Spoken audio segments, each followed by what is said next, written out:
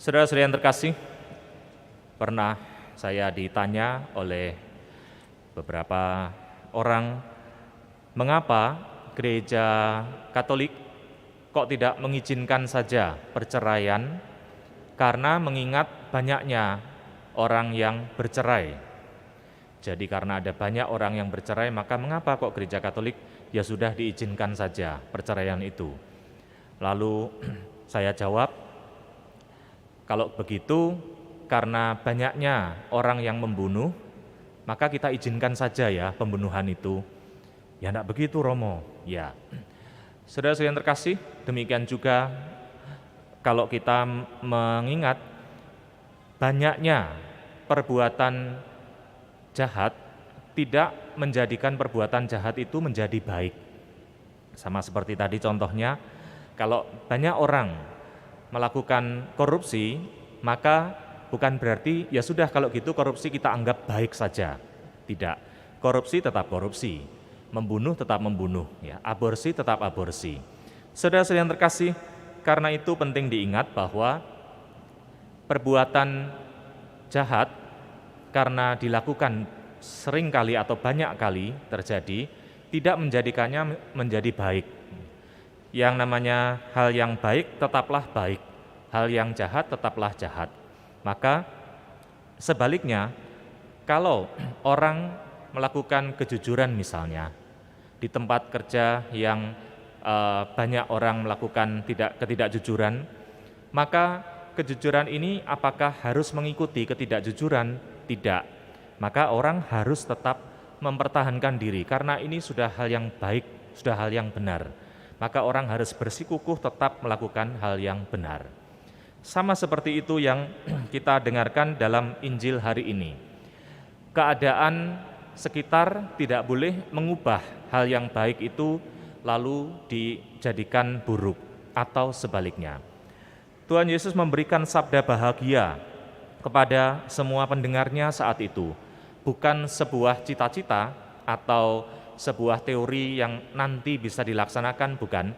Tetapi yang dikhotbahkan Yesus ini ketika Tuhan Yesus menghadapi banyak orang yang waktu itu memang mengalami situasi yang seperti dikhotbahkan Tuhan Yesus saat itu.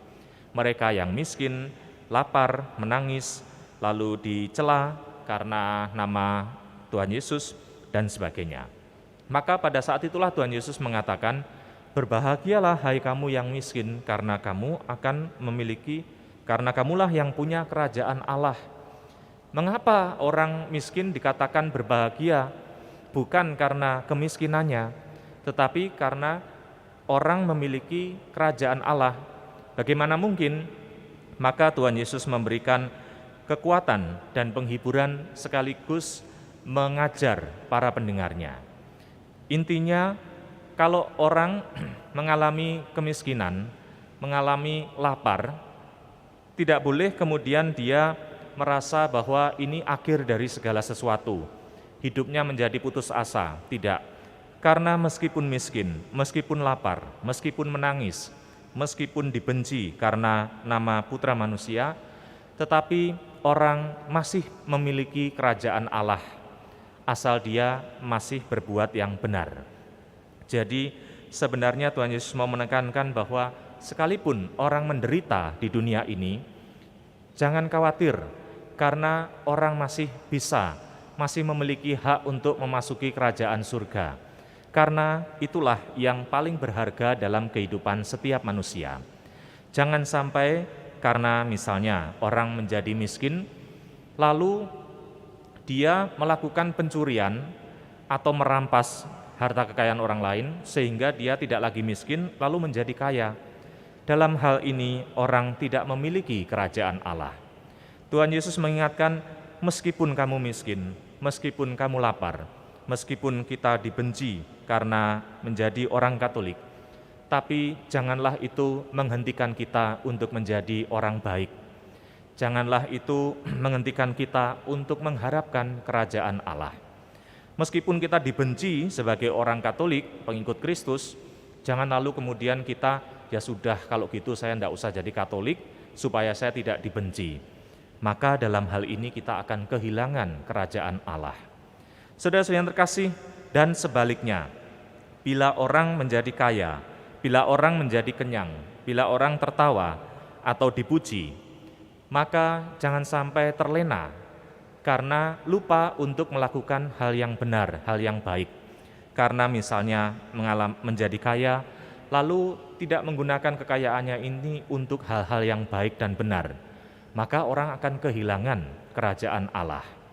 Justru dengan menjadi kaya, maka diberi kesempatan untuk melakukan banyak kebaikan dengan kekayaannya, maka orang akan menikmati kerajaan Allah. Ketika orang kenyang, maka jangan lupa untuk berbuat baik. Ingat akan mereka yang lapar, membantu sekedarnya bagi mereka yang berkekurangan, maka orang tidak akan kehilangan kerajaan Allah. Karena itulah Tuhan Yesus mengajak kita, jangan sampai keadaan sekitar kita menghentikan kita untuk berbuat yang benar, untuk hidup yang baik. Karena jangan sampai kita kehilangan kerajaan Allah, kehilangan hidup yang kekal. Kalau Tuhan memberikan yang lebih kepada kita, jangan lupa untuk membagi kepada mereka yang berkekurangan. Kalau Tuhan masih mengizinkan kita untuk tertawa dan bahagia, jangan lupa untuk mendoakan dan mengingat mereka yang sedang bersedih dan menderita. Namun kalau keadaan kita sekarang mengalami miskin, lapar, menderita, menangis atau dibenci, jangan lupa bahwa kita masih memiliki kerajaan Allah.